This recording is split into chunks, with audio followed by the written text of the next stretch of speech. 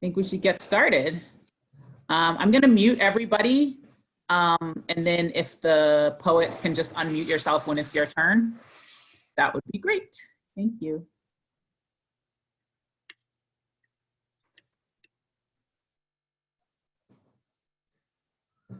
All right. Sorry, one of the beauties of Zoom, I have a toddler in my one bedroom, so if you hear, we'll try to minimize the crying. Welcome everybody. Welcome to the Grolier Virtual Reading Series. This is our inaugural event, and I'm really happy that you all could join us. On behalf of my mom, Carol, and the rest of the team at Grolier, we're really excited that we're finally able to gather. As you probably know, the physical store has been closed since March, but we've been missing gathering, but we've been continuing to keep in touch with our email list and update our website and stuff. But finally able to do these readings again, which is the heart and soul of the bookstore. So at first they were like, I don't know how a virtual reading is gonna go, because part of the Grolier's character is so tied to the 6 Plimpton Street. But hopefully once the poetry starts and you sit back and close your eyes, you can channel a little bit of that Plimpton Street charm to your living room. If you don't know me, I'm Dee Dee Minkiti. I'm the daughter of Carol and Ifeanyi Minkiti, who own the Grolier. And my dad used to do this, but as you know, he passed away in 2019. And so we've often wondered what he would say. He was very wise in a time like this about the state of our world. And I'm not sure what all he would have to say, but I know he would think that poetry was especially important at a time like this. He was a big advocate of the power of poetry to heal. And I think he would be very happy that,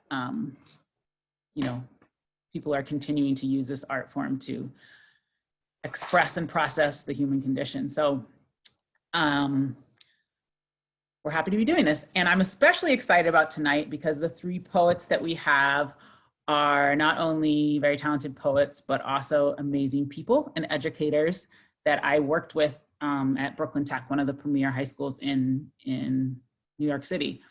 So Melissa and Danny did a reading at the store a couple years ago, and it went really well. And this time we're lucky to be joined by Tim, who's gonna kick it off for us. So you might have read his bio on the website or the poster, but I'll tell you a little bit about him and then he can say more about anything upcoming he has or whatever else he wants to say about himself. But Tim is an amazing educator and a great role model for the kids. So the next generation is in good hands. Timothy Rees, the son of Korean immigrants. He teaches literature at Brooklyn Tech, like I mentioned. He has degrees from Wheaton and Yale, and his poems have been published in publications such as The Tribes, the Cortland Review, St. Catherine Review, and he is the winner of the, I'm not gonna say this name right, Robert Haiduke Poetry Prize from the Bread Loaf School of English. So Tim, I'm kicking it over to you. Thanks so much, Dee Dee, and thanks for the opportunity to read. And I wish I could have been with Danny and Melissa at the first reading up there. I'm sure it's a beautiful place, and once we get that vaccine, we'll do it again. How about that?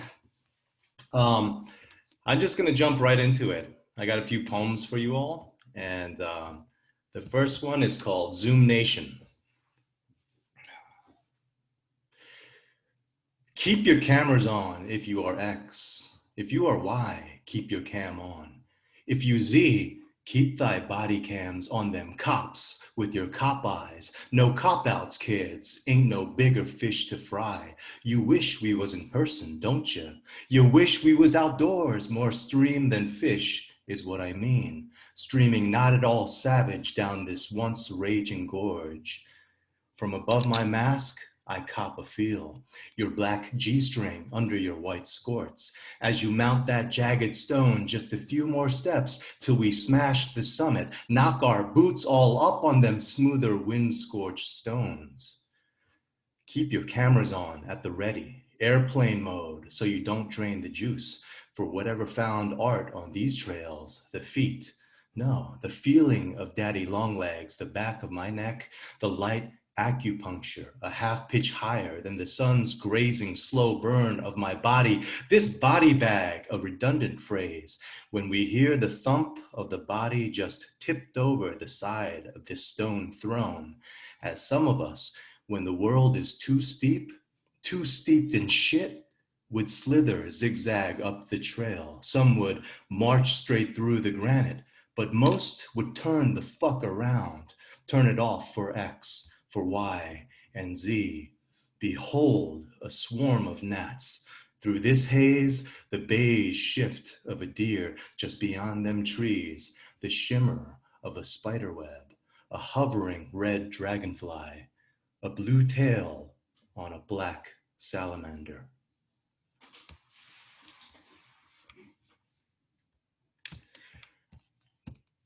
Thank you. Next poem is called Family Portrait. It's after James Allen Hall, who has a poem of the same title. When I say my mom's, I mean I slipped Jesus in my mouth, a slab of white chocolate sucking slow, sweetly, the saliva doing its work toward the razor blades. When I say my pops, the pipes begin again their heat clamor, the praise latest of radiators, the sound of COVID pneumonia. I'm in the family dining room, the tablecloth a light green linen, a freshly mown tear-gassed field. I'm writing by light of bourbon and the late night glow of poached eggs. Soon, the sun through the wooden Venetians will make of this room a jail cell. I'll be sleeping upright in my father's usual spot, the head of this table. Picture the purple dogwood explosion through the window behind me and the bats huddling within. The bats will learn to beast.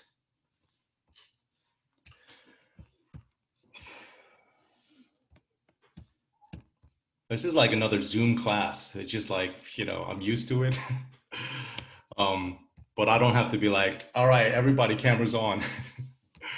I like the poem. The next poem is called Pops, the OG Maverick. I've been thinking a lot about my dad. And I know, Dee Dee, you're talking about your father who passed away. And, maybe the times we're just thinking about people we love and how we could lose them. So here we go. This is called Pops, the OG Maverick. Hawk goes my hawk, Pops, flown to the bathroom this hour. Hawk yawp across the freshly carpet-stripped oak. Hawk through a glass darkly hammers its beak face, shatters through twilight window, drag leading other birds and bats, gamey together up from his lungs, up his throat, all up on the summit of his tongue. Hawk perch, a hawk, hawk, this heaven of hawk, this hell of a hawk, this heaving hour. Head out to sea now if he needs water. He's good. Head out for a walk, obsessing poems about fish, fish bait and hooks. The fishers more obviously y'all. We, the people, we the hooks say, at least 5 kinds, says the fish kiosk by the pond. The arboretum, this holy hour, might bring my nieces post-vaccine, post-COVID in chief come November. Leaves on the trail just be dead fish who dared step out the pond. Mugshots of fish, arrows pointing left. Police lineup, you common carp, you koi, you green sunfish, and large mouth bass, bluegill, and check it, channel fish, catfish, we, the people, we the hooks too. At least in this pic, in this corner, at least 5 kinds of hook threat if you consider color, a matte black or white, shiny silver, bet, increasing variations of curve and coil and loop back ridges, edges to snag more of my tongue throat with whipsaw effort of blacks, whites, to red sever my vocal cords, to hawk and talon my coy right out this pond, this hawk claw plunge down my father's throat, the pond of his lungs, be fishers of men, white men be preaching since the start of the sermon of men, hook, line, and sinker, not ever for women, is how I hear them preachers now, with hook in my mouth, my inner cheek, snag dragged as I writhe savage, flopping dry in the October wind, dry my scales, my clothes, final tug snap of fins before I'm hung up on the laundry line like a beige towel, ojingo tigim, or the darker green of kim, autumn leaves in the wind. What I'm saying is that my pop's been violated in this country, and I wasn't always there to stop it. What I mean is, I love him. What I mean is, I'm thinking hard on his death. Maybe I'm thinking too of language. Once my pops heaved out of our blue station wagon to hawk some road rage, a white man gave him the finger, and Pops wasn't having it.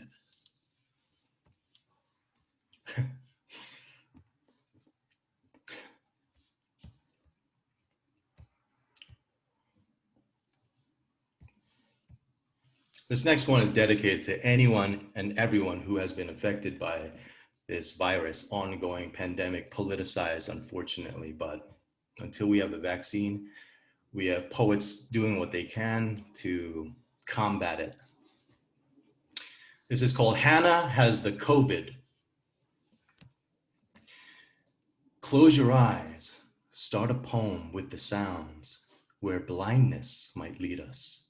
Unmute to a sudden waterfall, a marble hallway full of mice maybe, the cave loud echo of bats, hundreds, thousands, a seagull swarm mobbing a day-old carcass of a beached beluga. This sound of a dozen hawks diving hard onto a dying black bear, the meat of her fly riddled, belly split open and oozing out her future. Eyes open now, eruption of blackbirds, many witches, the tips of their brooms, their sharp beaks, the style of their flapping tells us no, they ain't. They can't be bats. They be black swallows, bet, their swoop and turn of wings like a school of minnows, school kids in the cafeteria, them squealing bats, raucous seagulls, no, them mice gnawing away at roadkill deer. 4, look out, a full-on forest brawl flapping, beak stabbing, and clawed talon destroying one another, meaning Hannah has the COVID. I'm in the pews now, moms with her blue tambourine slapping her right hip, her hallelujahs heaving into the mic, the hymn at high volume, pop, puffing, we hear her huff, inhale, and prep for the next measure. Measure our lives by how we heave hallelujahs, despite our charred lungs, our sharp crown, invisible virus, stab hooking, ripping and scraping the inner walls, our painted caves flicker lit, scenes of dancing ancestors, hands held around a fire, the swallows, the bison, the deer, the bow and arrow, arrowhead spears into our hearts. The threats, hallelujah, have always across ages been the same.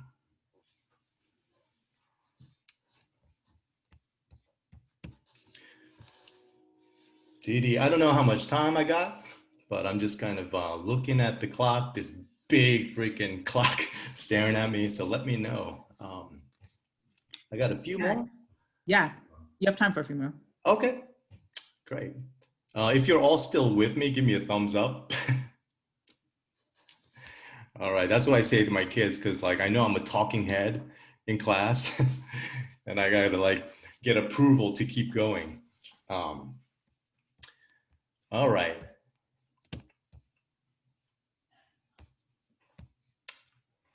All right, this one's called Y'all Raking Leaves.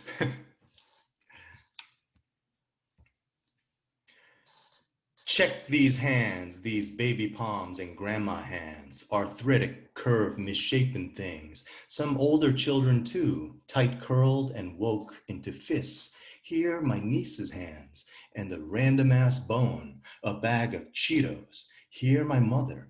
Here some hands both brown and black from the morning dew say, we've been dying for weeks, for days now, leafing up to this morning. Y'all woke to the news? While brushing with steel fingers the wet lawn, the piles of hands, bones, what the maple, the cherry, and ginkgo shed on the lawn, the grass frizz untangled, the shedding of skin and hair, fingernails down your back scratching, ooh, oh yeah, right there, a little lower, to the left, higher, yes, right there, the rake taking the dead cells off your backs onto the sidewalk, steel scrape, the blacktop street toward leaf piles the size of parked cars. Check it, split pumpkin, some flattened, smashed by tires maybe. Roadkill pumpkin, earlier this morning, dear, some 5 of you, dear. Heads up, gaze frozen for this photo. Sucking teeth, come hither sound, we make for dogs as well. Come here, won't hurt you, yo, won't murder your entire fam like we have in the past. We'll run, promise, right after this pic, safely around the pond, the other side, this arboretum. We'll see each other soon on the news.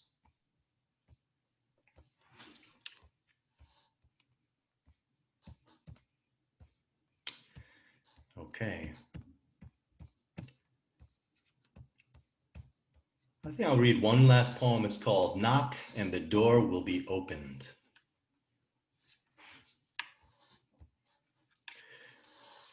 Bouquet of letters, junk mailing a red mailbox, house on Doremus, the slant of lamppost, an uprooted tree, signs of rapture or death by the Rona, by lonely quarantine, leaf blowers again, their backpacks, their elephant trunks heaving air-hot lies all around. Once I saw a tail bushy vanish into trash. I kicked the bin to hear the scurry. I was smiling. We've kicked a few bins before, we men. The fog this hour, a cock crowing its own girth, competing the height, the visibility of tall pines, a row of cops or firemen, the toxic fog, we've seen this before. A squirrel in a trash bin, the hinge, the trapdoor trapping them claws, no, moves left overnight amid juice boxes, soda cans, and chip bags y'all nibbled at for hours. Once I heard a scraping between ceiling and roof. With a broom, I thrust hard and fast, knocked, and no one answered.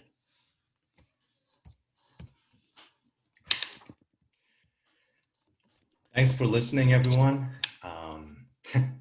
Wow, thank you so much, Tim. I love that you shared some of your recent work since COVID. It's very timely. Awesome.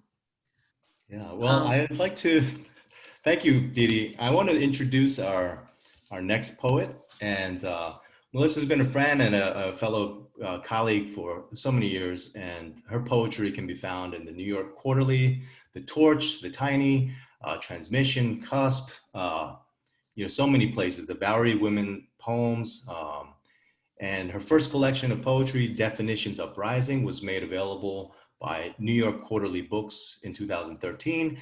Just last year, 2019, Great Weather for Media, my bad, released her second full-length collection, Something Sweet and Filled with Blood. I'd like to introduce to you the great Melissa Goodrum. Thank you, Tim. Thank you very, very much. It's nice to be reading with a current colleague and a former colleague. Miss you, Danny. And it's nice to be reading virtually for the Grolier. The first time was rather emotional as I grew up in that area, and I used to walk by the store and stare at the windows and wonder when I would be old enough to go into a reading, never mind be reading there myself. So it's nice to be here. So I find myself digging into my past and remembering people who are gone, remembering people who I haven't thought of in years during this period of time. So I'm going to dig right in. Here we go. Autobiography of Faith. What I didn't know at age 5 while riding the human donkey and wearing a white veil in the Sunday school reenactment of Mary's ride to Jesus's tomb was why I was supposed to look down, sad and solemn. I was the star. What I didn't know at age 16 while exploring Rome's vast catacombs, mosaic ceilings, and gilded cathedrals was that my father had once been a dutiful altar boy, considering a religious career, until he glimpsed the gilded halls of Vatican City and felt the hypocrisy of the father's vow of poverty. What I didn't know at age 25, while walking the 3 miles home along the sparkling Charles River, was how much the world could change due to 2 lights falling out of the sky. What I didn't know at age 33, while masked in a red-lined lipstick and watching my mouth release a poem into a sunlit church that wasn't mine, to mime the final goodbye to my second mother, was how we would go on without her. What I didn't know at age 43, while clearing out my classroom wearing gloves with Lysol, was how frightening the idea of returning to a school building could be. What I do know, a few months later, is that my lady neighbor 2 doors down on the right, she's a textile maker, has 2 kids, and one has special needs. Now we talk across concrete stoops almost every day. And now I know the bodega owner's workers' first names, Stella and Celeste. I've slowed my gait. And now I know that Sister Teresa Marie visits the Catholic Church across the street every morning, promptly at 9. She carries cards homemade and wants me to call if I'm ever in need. Now I know the comfort of thick doors, latched locks, and the value of my level-headed mate. For life, this life is full of invisible turns, upended terms, and we won't recognize them until they're here. So we hold hands, mystical, turn over in bed, safe, and listen to the other one breathe.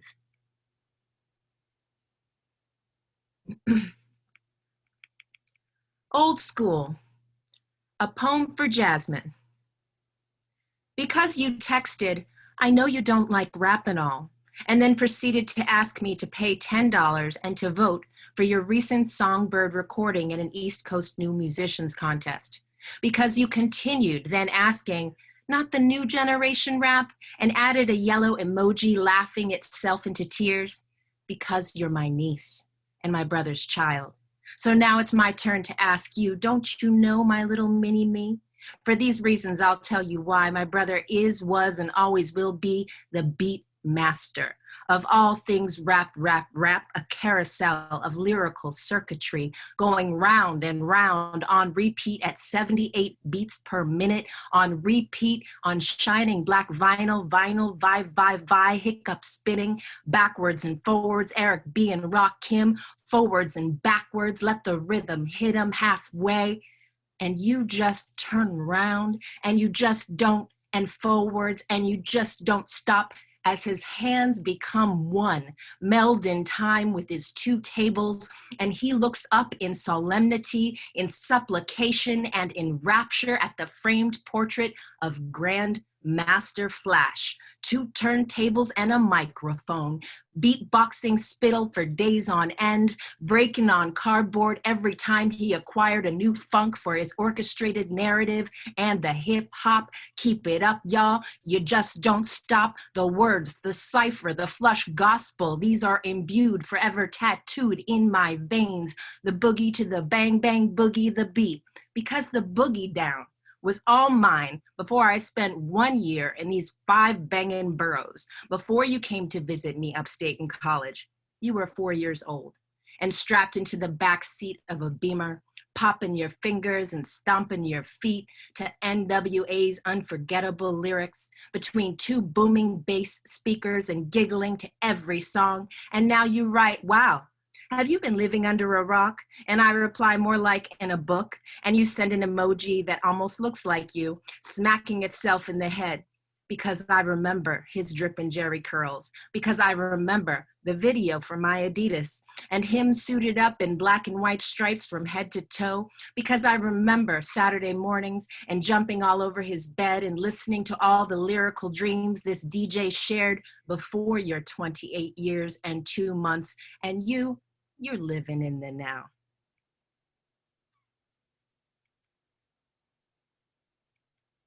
Thank you.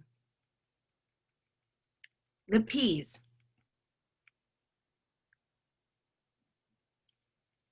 She refused to eat them. And anything else that wasn't macaroni and cheese, pizza or McDonald's, golden brown and fried or chicken nuggets, they rolled around quietly misshapen on the plate, her square teeth grinding shut in a stern clockwise formation like Air Force troops, rigidly running morning drills, or like the skeletal hands on my watch, pointed and saluting sunset, and then midnight when our mother would sigh, give in, and send the maudlin waif of an 8-year-old stomping her rolled and lacy socks folded and up the stairs, hungry, raw-boned, and off to bed. She missed his uniform, his 5 o'clock stubble, and the black daisies glazed and dancing on our dinner plates. They only reminded her of what was missing, his raunchy, loud, and baritone singing, of food fights breaking out to the slide of the Temptations, to the passing of vegetables in rhythm, and oh, his oh-so-musical nightly family dinner shows. 8 years later, she would grit her teeth again, newly licensed and similarly focused, as she drove directly into the house's white picket fence, knocking the pointed trellis over and killing the tiny rosebush hidden in the left corner. 20 white rosebuds roiled across the red cobblestones and lolled weightlessly down and into the street.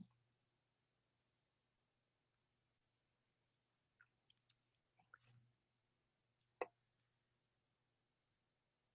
Air Force brat. How many addresses can you remember? Lemon trees, strawberry plants, rattle, snakes, and the Rocky Mountains. In Colorado Springs, her slats were yellow and horizontal, a split-level ranch, overshadowed by the mystic brow of the maternal peaks of the Rocky Mountains. Packing boxes, movers, a forest green, Volvo, family size. My mother grew yellow roses, tipped with orange dust, and lemons, round and small. I stole them every day. On my way out into the wild, riding Max, my tall red Irish setter, I squared my posture like a lone ranger and her mate. Wire chicken cages, Klansmen, and cargo planes with 20 bucket seats on Rhein-Main Air Force Base in Frankfurt. She wore no slats, only lumpy paint slapped yearly on a rectangular form, squished beside the others, standing upright like soldiers at attention at 5 a.m., ready for duty under the shadow of the Schwarzwald. We were number 39B. Shotguns, roasting pork and beans, Bowie knives, dead carcasses in the freezer, skinned beasties, and brilliant campfires. I don't remember the house in Spokane. Wait, I remember a creepy clown, a painting. It sat in front of the toilet. However, I do remember Pine Valley Elementary School. She was a deep brown brick ranch style, and she stood surrounded by a thin wood, and she watched as I shared my first kiss with Peter on the cheek near a tree, a stump of life rings, of years, tossed, of people, grown, of towns, past, of first grade, child oats, finally sung, of dusty rainbows, stung, and of the fiddler who kept my little family moving from town to city, from base to sea border, from gray wall of war to ice cave, from sunset to cargo plane, and from brown dog to bunny. They were supposed to be 2 girls to 32 bunnies, to fishes, to snake, to collie, and home was wherever her driveway could fit this family picnic table.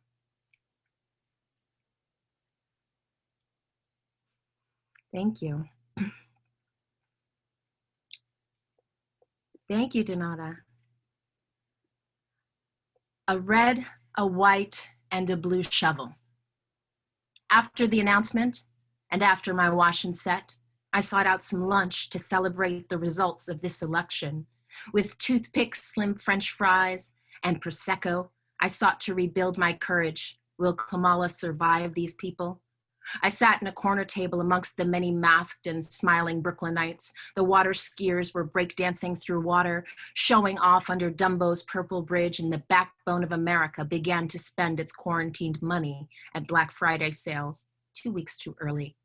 Outside of the West Elm, two non-gendered couples gawked at each other's dreadlocks, at their nose rings, and at their heavy bags. They awaited this security, the tall man in the black G-suit's permission. He was non-smiling and leaning against a crimson brick in the wall.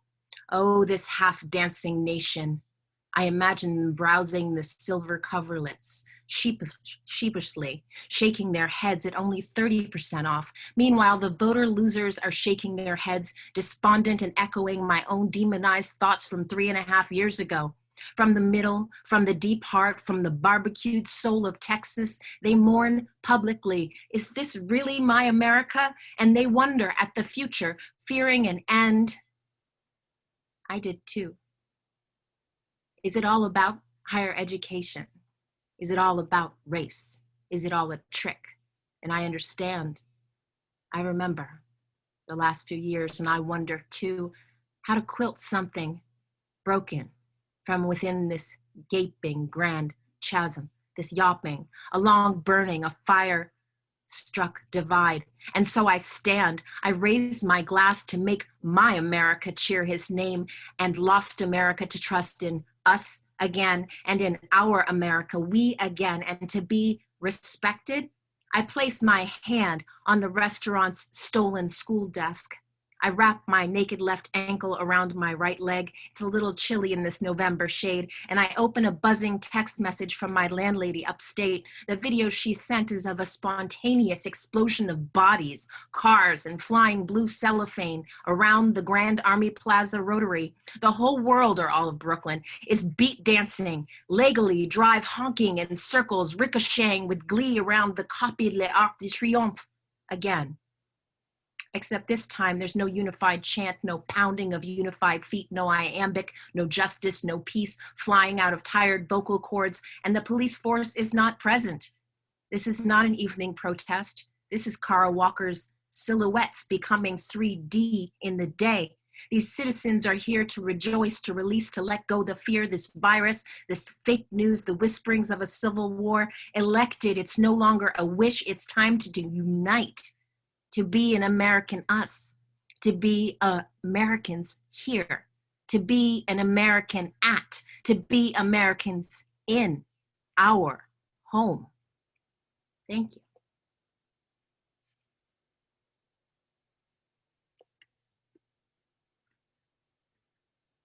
Thank you. To introduce Master Danny Shot. Thank you. I'll read the comments later. I was focused on the words. I have the great honor of introducing Danny Shot. So he was a longtime publisher and editor of Long Shot Arts and Literary Magazine, which he founded along with Elliot Katz in 1982 in New Brunswick, New Jersey. Born in the Bronx and raised in Dumont, New Jersey by German Jewish refugees, Danny graduated Rutgers College in 1980 with a BA in English. Shot's poetry has appeared in Bum Rush, The Page, Deaf Poetry Jam, Aloud, Voices from the Nuyorican Poets Cafe, Henry Holt, and the Outlaw Bible of American Poetry. Wow. Thunder's Mouth, among other anthologies and numerous journals.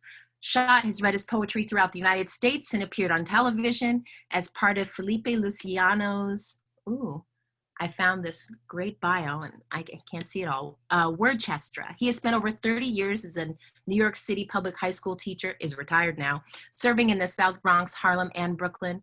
Mr. Shot lives in Hoboken, home of Frank Sinatra and baseball, where he is the poet residence of the Hoboken Historical Museum, and he's awesome. He's a great gentleman and a wonderful poet. Danny.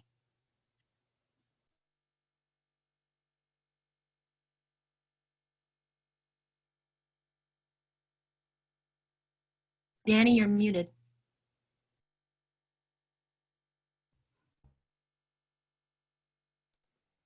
Now I'm not muted. Thank you.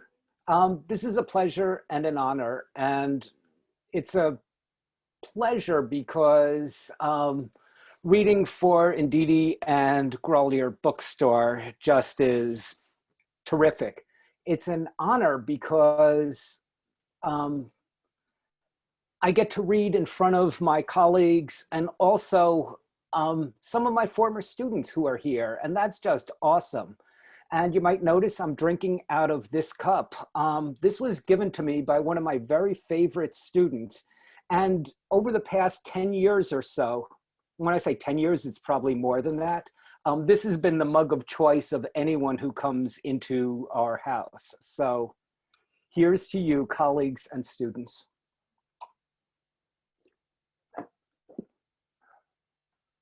Okay, I'd like to start with a poem by Miguel Algorin. Miguel was the founder of the Nuyorican Poets Cafe. He also was my professor at Rutgers University. He also was a drinking buddy. He also was an inspiration, and he passed away just earlier this week. Anyway, this is a poem from Miguel. It's called Sunday, August 11th, 1974. Sunday afternoon, and it is 1:30, and all the church-going Latinos have crossed themselves and are now going home to share in the peace of the day.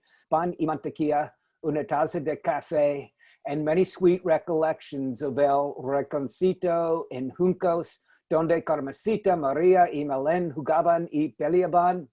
Sunday afternoon, and it is 1:30, and all the church-going Latinos fuse each other with love, and the women dress so clean and pure, and the children walk so straight and pure, and the fathers look so proud and pure, and everything so right and pure. And even as I wake up to my nephew's voice coming through the window, there is a pleasure in awaking. My mother and father and Grafton and Johnny come in. There is light in their eyes. There is pleasure in living. There is no shame in being full of love. There is no shame in being nude while my mother's eyes look in at me, looking at my nude body that she made, mixing her blood with my father's. And there's no rushing for clothes, just sweet openness in being loved by my family. Sunday afternoon, and it is 1:30, and all the church-going Latinos have crossed themselves, and my body swings free. That was Miguel Algorin.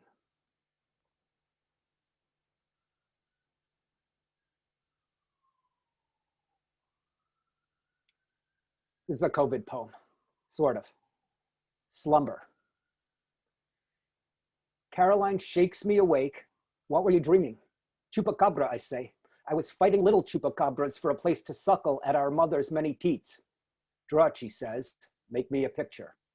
2. What the fuck, Caroline says after I punch her in my sleep. I dreamed you were trying to steal my breath away. I had to get it back or die trying, I say before falling asleep 5 seconds later. 3. I stand on stage, not remembering the words or how to play the guitar, useless in my hands. I am barefoot and my feet are bleeding.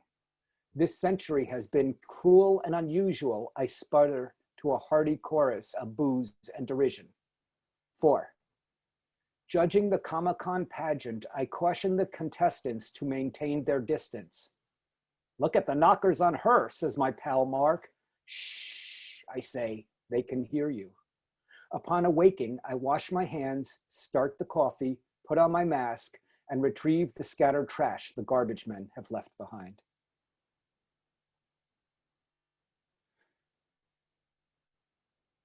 Okay, this is a fairly new one, less than a month old. Autumn Sketches. What the dog walker said. They said, Hoboken's like a cult. They sit in their cubicles all day, working, working, working, working. Then they turn into werewolves Thursday and Friday night. It's crazy. They sure like to party over there. Wonder how they vote. Branding. A line in front of City MD snakes around the corner. 50 feet away, a group of maskless men crowd around a sidewalk TV as the Jets lose once again. Across the street in front of McDonald's, a homeless man waits with empty paper cup in outstretched hand. The Trump motorcade drives down Washington Street, horns blaring, flags waving. Power. In this season of discontinence, I have discovered new powers. I can walk as far as my bladder allows. The soccer field, the boathouse, the train station, the financial center, Sinatra Park, between two cars on a deserted West Side street. Joy. Self-imposed rules of poetry be damned. I feel joy, though I wish my sister Carol was alive for the election results to see the dancing in the streets, the banging of pots and pans. Caroline and I stumble through town drunk on noontime champagne in this uncanny November sun. Late. On my walk today, I noticed a new Halloween superstore on the site of what had been Modell's Sporting Goods. I wanted to go in, but as I got closer, I realized today is November 5th and the store is dark. Report from my son. The bagel line is long. Jesus is out begging for change. Everyone looks hungover. Just another Hoboken Sunday. Okay. Another, I guess I'm not even sure if this is a COVID poem. Let me read it and I'll figure it out as I say it. Yeah, it must be. It's called Day 228. You've always been impressionable. If you had a dog, you'd write dog poems. Nothing much is happening. Tuesday is the same as Monday, which is the same as the previous Friday. You watch plenty of cable news, but nobody wants to hear about that. You've stopped observing your surroundings because they're the same every day. You've resolved to speak less as you grow older, which lies in direct opposition to writing more, out of fear of repeating yourself, a malady that besets your close friends who you don't know when you'll see again. You want to write of joy, but fear jinxing the next 8 days with hopeful speculation. There's always Borat, Tenacious D, and fading memories of times before this all began. Joining the conga line behind Ruby D as you snake your way through Amiri Baraka's Newark home in celebration of his birthday. Caroline stepping out of the shower naked at a time you were unconcerned and unashamed about how your bodies looked. Choking back cigar smoke, you and Rob pretend to enjoy outside St. Mary's Hospital at the birth of your first child. Your students singing Stevie Wonder's Happy Birthday to you on the second day of a new school year. The Hoboken Artist Studio Tour, your sister's smile.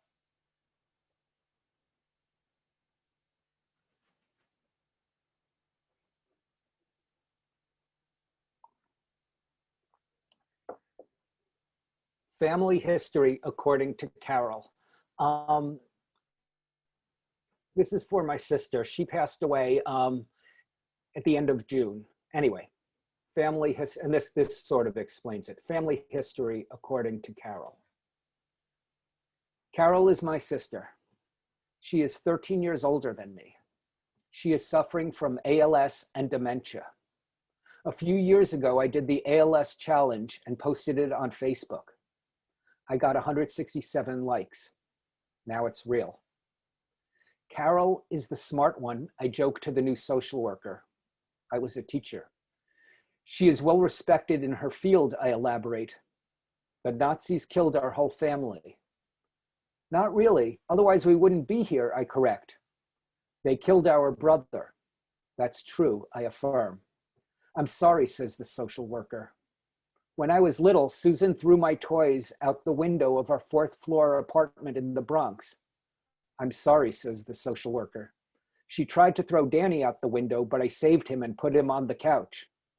That's why I'm here now, I tell the social worker. Susan is crazy. Is that what's happening to me? Our sister is autistic and schizophrenic and retarded, I chime in. You're not supposed to say retarded anymore, Carol corrects. I know, but she is. No offense taken, says the social worker. My husband, Rich, was abused when he was little. That's what he says, I add. Danny thinks should be divorced, but he's a good man. No, he's not, I correct. Our mother was crazy. I think it runs in the family. No, Carol, Mom was just fragile. Donald Trump is a Nazi. I won't argue that point, the social worker and I reply simultaneously. Carol is now doing what Mom used to do, which always embarrassed me. She's telling her sad story to a stranger, and now I'm doing it. You're lucky you have a brother who looks out for you, says the social worker. The Nazis killed our brother. I want a cigarette. Can you light it for me? Of course. Dad always said, turn out the lights. I want to run out of the apartment and scream and rage between the cars in the parking lot. I want to tear my flesh and throw rocks through windows to hear the sound of breaking glass. I sit at the table and refocus the conversation. We need help.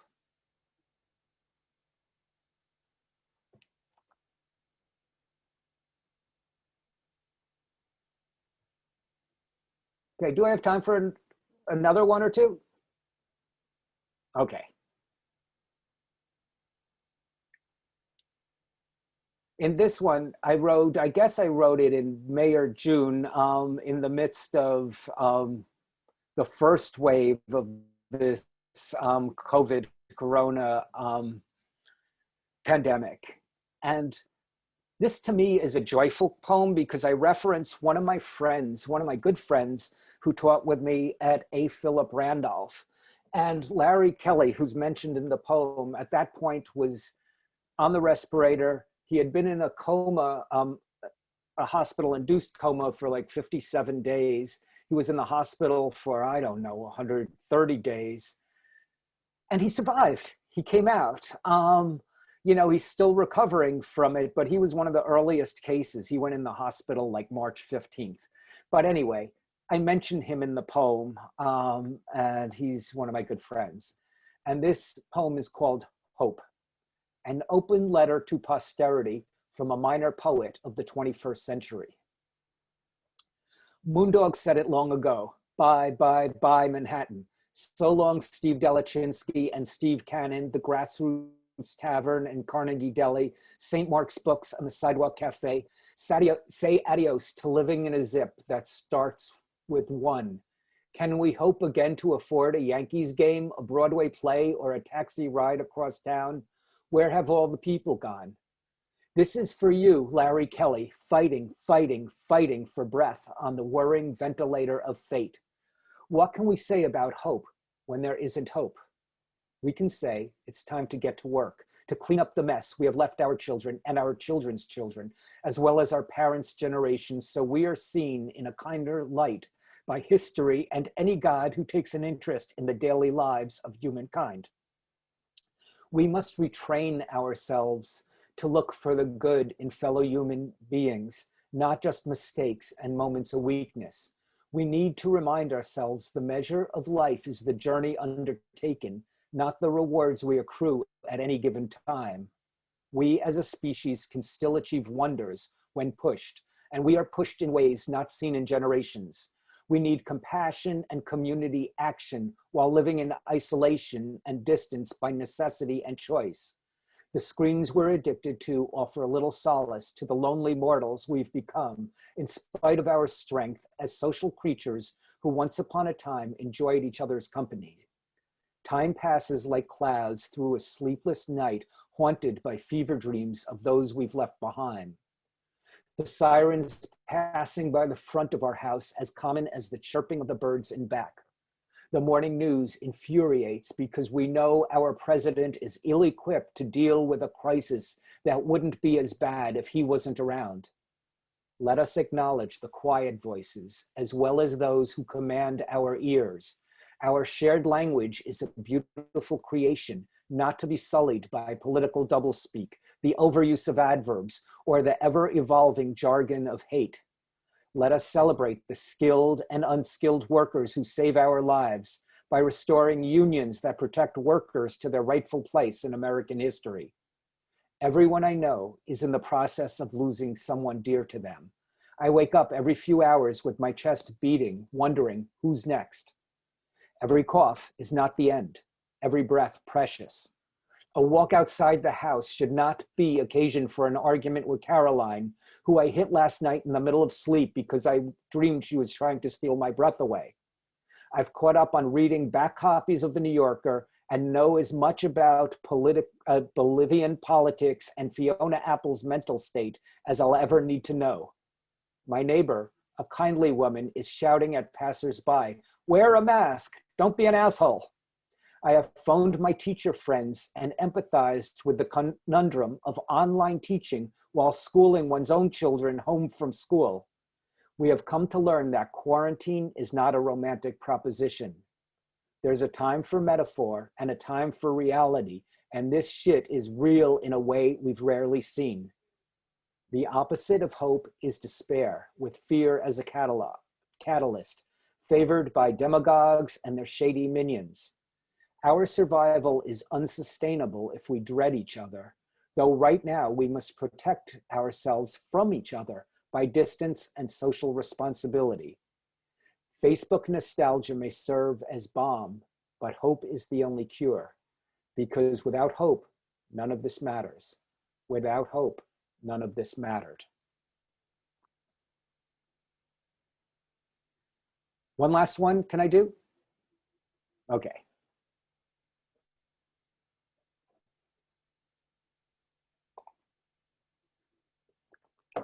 Teacher dreams, variation on a theme. 1. It's a bad day in the classroom. The students are not paying attention. Some sit on their desks playing cards. Others are actively listening to music.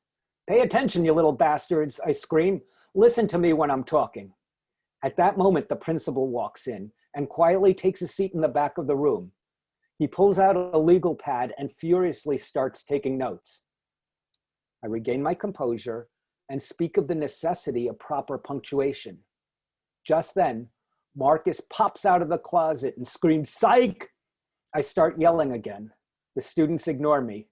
The principal keeps taking notes. 2. I didn't prepare for today's lesson, but I've taught it so many times I can do it with my eyes closed. Hamlet, too smart for his own good? Unfortunately, I forgot to wear my pants. The class is quiet, not wanting to say anything until Herman shouts out, "Yo, Mr. Shot forgot to wear his pants. Look, you can see his dick." I look down, embarrassed. Chaos ensues. 3. I have decided to re-enter the profession in the South Bronx because I want to make a difference. It's the first day of school and I'm driving to work, but the roads have changed and I'm lost. I call in to the office. "I'm on my way, there's heavy traffic." I circle around over bridges and exit ramps. Half an hour later, I call the office again. "Sorry, I'm late, but the roads have changed. There's no way off the highway." Half an hour later, I call again. The phone rings and rings. No one answers. 4. Ileana, the pretty blonde Russian girl who sits in the front row, is recording me on her cell phone. I ignore her and go on with the lesson. What is Ellison's metaphorical intent with the battle royale scene? The class sits in stupefied silence. Ileana is adamantly waving her hand. I gaze in her directions a few seconds too long.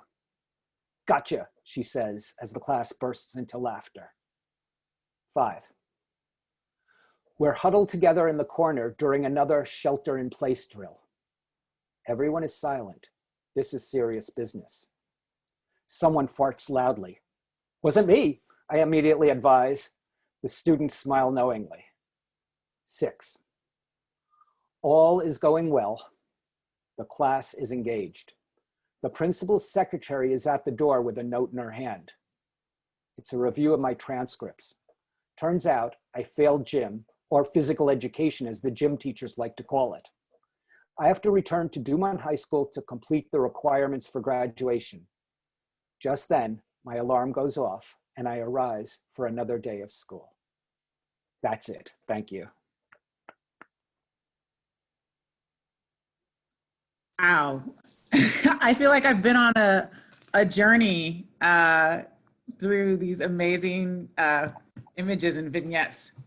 The OG Maverick to the rejoicing streets of Brooklyn after the election to Danny's awesome experiences in the classroom. Thank you guys. Thank you so much. Thank you, Aditi. I don't know if anyone has questions for these awesome poets or wants to say anything. Feel free to take yourself off of mute, or if the poets themselves, if you want to tell people where they can find more of your work or where you'll be reading next. You make me laugh because the asking the questions part was like something your dad liked to do. And one thing you should know about Grolier Bookstore, they don't have a bathroom there. So when I read there in 2018, I was like, okay, did my reading. And then I had to like pee like crazy. And then your dad was like, any questions? And I'm sitting there next to Melissa, sweating, sweating. And all these people have questions. And I'm like, oh, damn, I'm just sitting there holding myself. And your dad escorted me to like an ice cream place finally around the corner. But it brought back memories. Your line about your COVID walks being limited by how far your bladder would take you. It was awesome. Yeah, the Grolier does not have a bathroom. We're working on that. That's what your dad said 2 years ago. We're working on it. Come on. Well, tell Harvard to work on it. We've been bothering them. I see.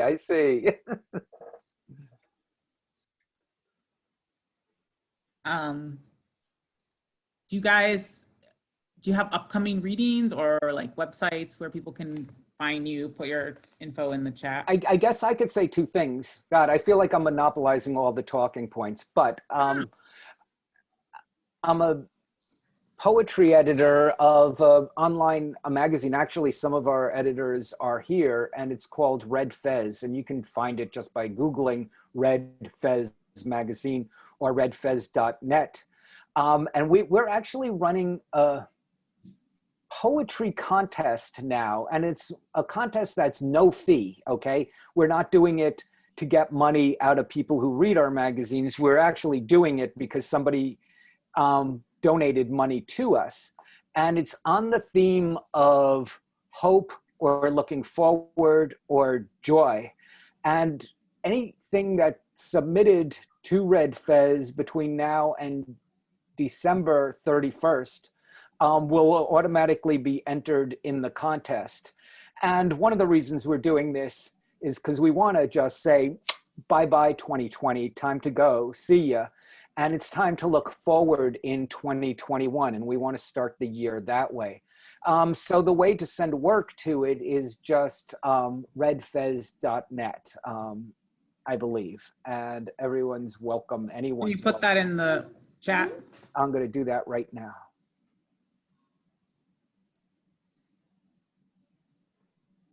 So my work is available on, well, I prefer to go the politically correct route here.